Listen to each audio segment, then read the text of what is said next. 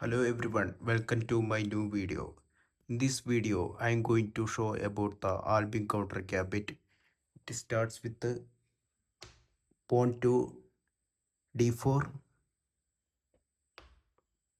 pawn to d5, white plays queen's gambit, black declines with the pawn to e5, white captures the black pawn, black pawn pushes forward, white pawn pushes forward, black bishop gives the check, white bishop covers the check. Instead of protecting this bishop, we captures the white pawn. They captures our bishop. We captures the white pawn.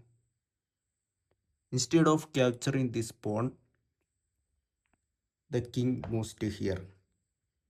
If they capture this pawn, we can capture the queen. So they played king to e2. Then we captures the knight and promotes to knight. Then they captures our knight and we played a surprise move. Bishop to g4 check. After this move, the king moves to here. We captures the queen. I hope you enjoyed this video. Like and subscribe for more videos.